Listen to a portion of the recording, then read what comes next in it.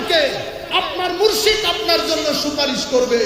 এরা সেই মুর্শিদ যাদের জিন্দেগির মধ্যে একটা নফল ছুটার কারণে সারা রাত কানে হাত দিয়ে এক পা তুলে আল্লাহর দরবারে যারা দাঁড়িয়ে থাকে, কেমনে বুঝলেন তারা আপনার নামাজ না পড়লে মাফ করে দিবেন?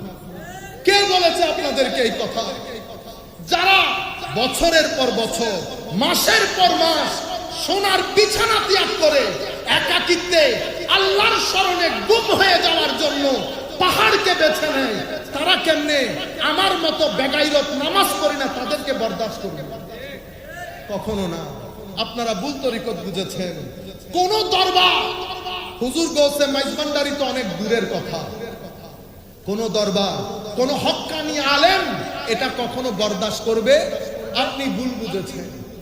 আপনি ভুল বুঝেছেন। গৌসে আজম শেখ আব্দুল কাদের জিলানী। আমাদেরও একটু সচেতন হতে হবে। যা মন চাই, যেখানে আমি কত এডিট করে করে কথা বলছি, সব কথা তো সবাইকে বলা যায় না। আপনি মাহফিলে বলে দিলেন হুজুর আব্দুল কাদের জিলানীর মুরিদ হলে আপনার আর কোনো ভয় নাই। আল্লাহর ইজ্জতের কসম, প্রথম যেই দিন এই কথা শুনেছি আমি তখন অনেক ছোট। আমি বলেছি আর যাই হোক, হুজুর গৌসুল আজম এই কথা বলতে পারে না। আমার নবী যেখানে বলে নাই আমার উম্মতের জন্য কোনো ভয় নাই, পেরেশানি নাই, সেখানে হুজুর গৌসুল আজম কেমনে বলবে আমার মুরিদের কোনো ভয় নাই? পরে দেখলাম বলেছে, কিন্তু যাকে আমি মুরিদ বলেছি তাকে বলে নাই।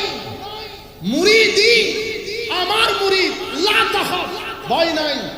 মুরিদকে হুজুর এটার উপরে লিখেছে আল ইরাদা, আল মুরিদ ওয়াল মুরাদ। এটার উপরে হুজুর পৃষ্ঠার পর পৃষ্ঠা লিখেছে মুরিদ কাকে বলে। এক কথাই যদি বলি তো মুরিদ সেই ব্যক্তির নাম যেই ব্যক্তি নিজের চাওয়া পাওয়াকে ছেড়ে দিয়ে আল্লাহর চাওয়া পাওয়ার মধ্যে নিজেকে ফানা করে পাকার স্তরে পৌঁছে গেছে, তাকে মুরিদ বলে। আমি কোন মুরিদের তালে আছি? সুতরাং বক্তা, আমি নিজেকে বলছি সাবধান হও জবান ইউজ করতে, কারণ আপনার এই বক্তব্যটা রং জায়গায় নিয়ে মানুষকে বোঝানো হয়েছে, হে মানুষ দেখো এদের বক্তব্য, এদের মুরিদের বলে কোনো ভয় নাই। কেন বলছি?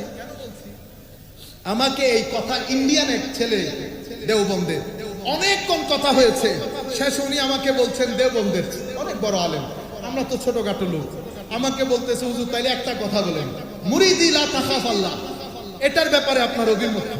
তা আমি বললাম